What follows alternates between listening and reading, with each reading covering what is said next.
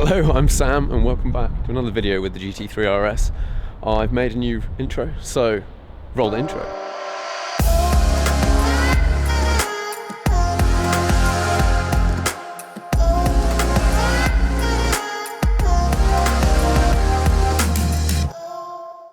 Here we are with the GT3 RS, and this video today I have got an upgrade for the suspension. Now I will get in the car because it's about to rain and I'll explain what this is, then I'm going to fit it and do a little test. Let's try the GoPro on the top of the roof to see if it works. So in the car. Now we're in the car. I'm just experimenting with a little bit of photography stuff as well today, and here I have a little light and I'm going to whack it on the windscreen. I'm going to turn it on my face. Let's get this box out.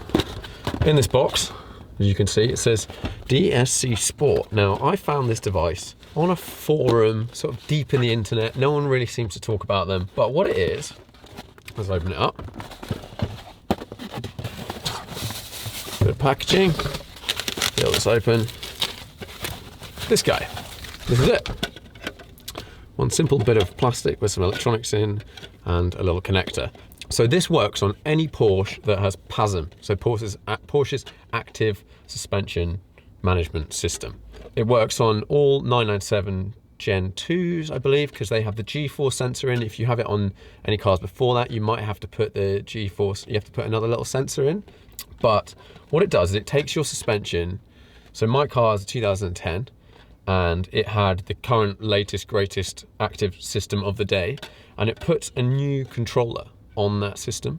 So it's like 2017 electronics plugged into all the connectors of a 2010 system. So it starts to use, if your car's got any sort of sensors, it uses them in a much more advanced way. And what it should do is mean the dampers in normal setting, so it still works with normal and sport. In normal setting, the dampers relax a bit more. You should get a better ride at low speed, overall at low speed, and then also a better handling ride. Lots of people had problems with the PASM in these cars when driving on track. So when you put it in sport, that's the sort of like stiffened up track mode, and that is meant to handle better. So it's a relatively simple install.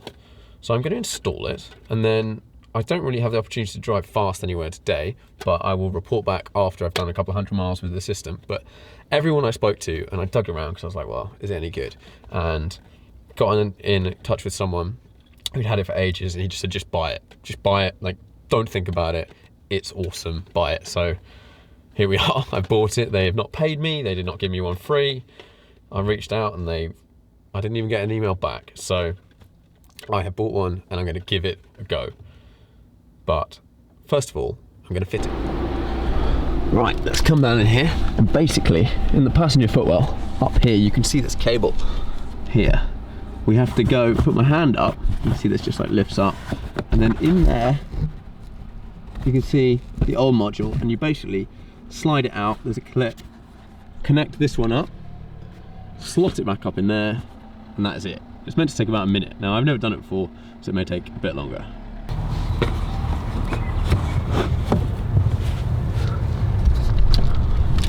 Here we've got the old unit. That really didn't take me very long. You just pop these clips out and it pops out. So I'm just going to unplug this, plug this one in and put it back.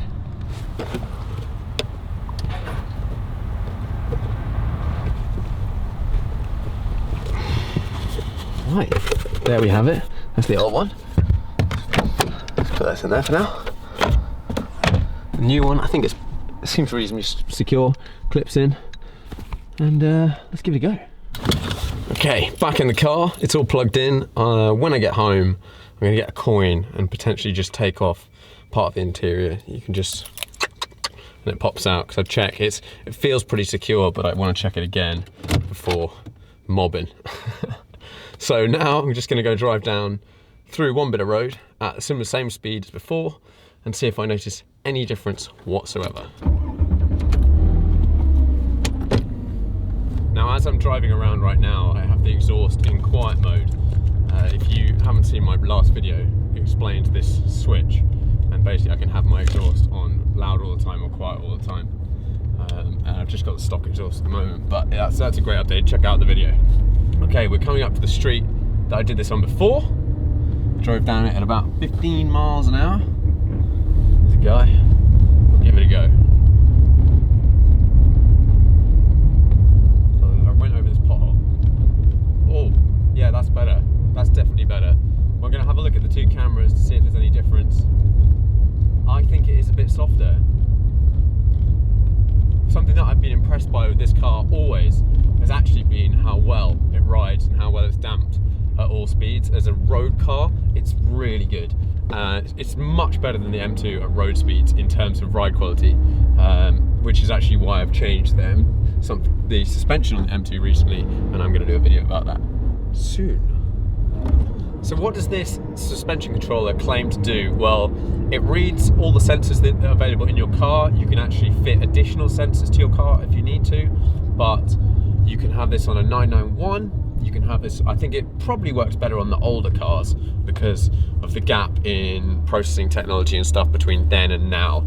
But it's meant to make your car handle much better. I have this car set up with a slightly stiffer roll bar at the back. Just makes it a bit more pointy and turny.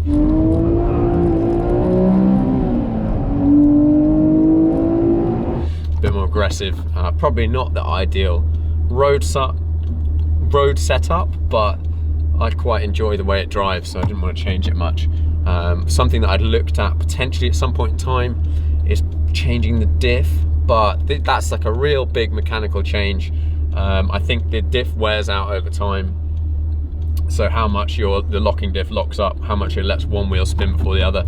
I know they do wear and they do allow more slip, and if you make it a bit tighter, you put your foot down and the car squirms out a little bit more, which I quite enjoy. Someone commented on my video from last week or a couple of weeks ago when I was in Silverstone, check it out up there, where the car seemed to slide quite early, and actually I think that was a mix of having the stiffer rear, but also tyre pressures. I wasn't being super sensitive about tyre pressures. I wasn't making sure they were getting low down, which you need to do, so the tyre doesn't basically bow like that and then you're on a smaller tyre contact patch. But I had an awesome time. The car's pretty sideways a lot.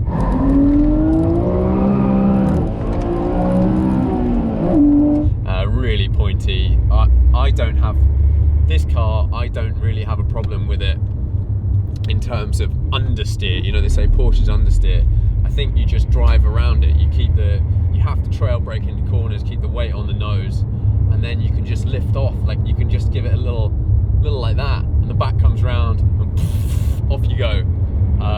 I've got completely sidetracked now, but I will report back when I've done a couple of hundred miles with this system and let you know what it's like.